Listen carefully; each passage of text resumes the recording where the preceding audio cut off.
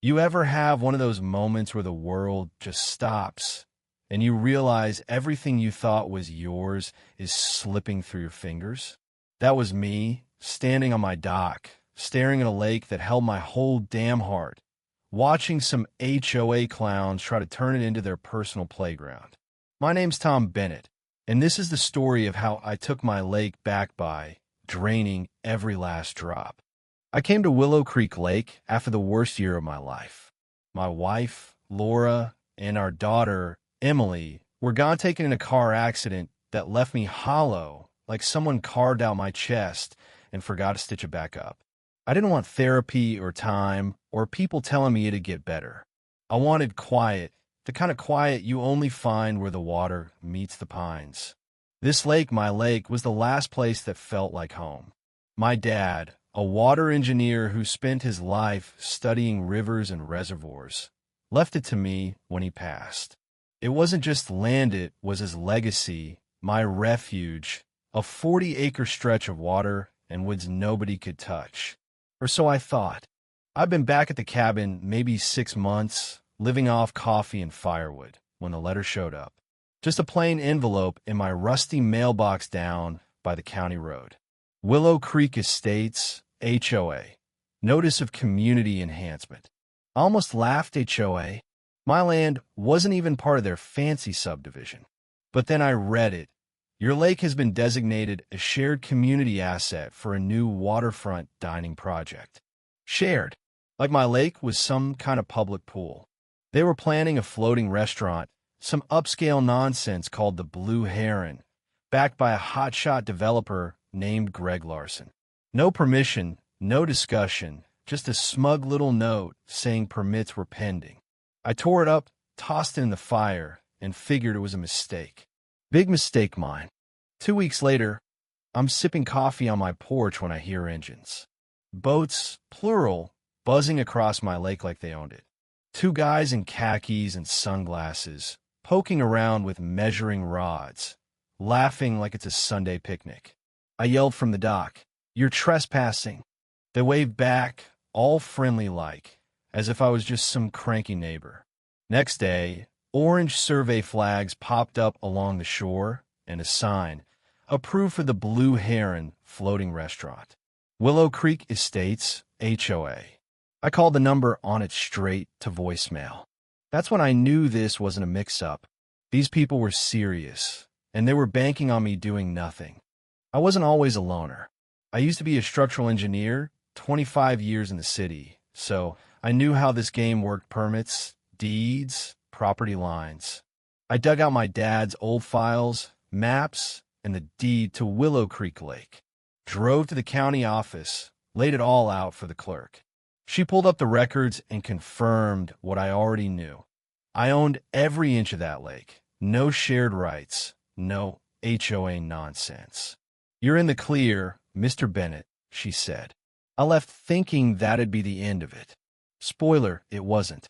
The next week, a flatbed truck rolled in, not even using the main road, just tearing through an old trail on my land.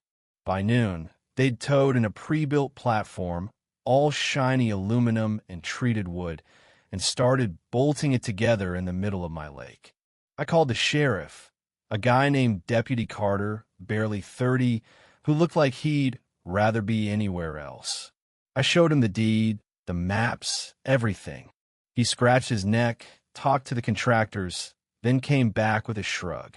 They say the HOA gave them permission. I can't do much without a formal dispute process. I stared at him. So they get to build a restaurant on my lake while we're disputing? He mumbled something about lawyers and left. That night, I couldn't sleep. I kept seeing Laura and Emily in my head, their laughter echoing off the water. And now, this insult, this theft. I went down to the dock at midnight, flashlight in hand, and opened the old hatch my dad had shown me years ago. It led to a concrete vault, damp and cold, where the lake's drainage system was tucked away. Dad built it in the 80s to control water levels, a gravity-fed gate that could empty the lake into a hidden channel under the ridge. I ran my hand over the steel wheel, rusted but solid. I didn't turn it not yet, but something shifted in me. They thought I was just some broken widower with no fight left. They were wrong. For a while it got quiet. No trucks, no hammering. I dared to hope they backed off. Then one morning I walked out with my coffee and binoculars, and there was a massive floating platform, tethered to my land with steel cables, sprouting beams and walls like some kind of waterborne tumor. The Blue Heron was taking shape, complete with arched windows and a deck for sunset cocktails. I stood there, frozen, the thermos going cold in my hand. That's when I snapped, not loud, not wild, just a cold, clear decision. I wasn't going to let them steal my lake. I dug through Dad's old blueprints, found a 1983 water rights registration that said no one could build on this lake without my say-so. Emailed it to a lawyer friend, Mike, who got back to me in hours. Tom, they've got nothing. Send a cease and desist. Cite the registration. Give him 48 hours. I drove to the HOA office, a shiny glass box that screamed, "We're better than you." The receptionist barely looked up as I slid the letter across the counter. "For the board," I said. Then out walked Karen Mitchell, the HOA president, all sharp blazer and sharper smile. "Mr. Bennett, I hear you're upset about the lake project." I didn't blink. "It's not a project, it's a trespass. That's my lake, and you're breaking the law." She didn't flinch. "We have documentation suggesting it's a shared resource. This is for the community." I leaned in. "Show me one county record that backs you up, Karen." "One." She smirked. "Our lawyers will review your letter, but this project's moving forward." I left her with a warning. 48 hours, or I'll make you stop. Back home, I started building my case drone shots of the platform, photos of their tethers bolted in my bluff, every document I could find. I called the county zoning board, reached out to a local blogger named Rita who loved exposing HOA scams. But every morning, I'd wake up to more progress on their damn restaurant lights, wiring, music blaring across the water. Then came the preview party. Golf carts lined up on a path they'd bulldozed through my land. People in polo shirts sipping champagne. Karen on a microphone crowing about the heart of Willow Creek's future. I watched from my bluff, fists clenched, as they toasted their theft. That night, their spotlights hit my cabin windows, and their music shook the walls. I grabbed a megaphone, stormed the dock, and shouted, "Turn it off, or I'm pressing charges." Someone yelled back, "Chill out, old man." That was the last straw.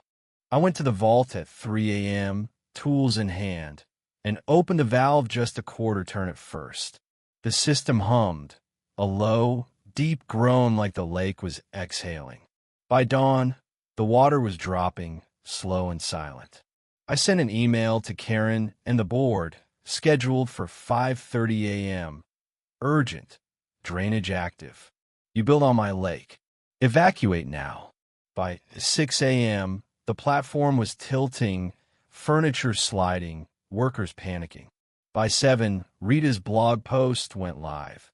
Homeowner drains lake to stop illegal HOA restaurant. By 8, the news vans were here.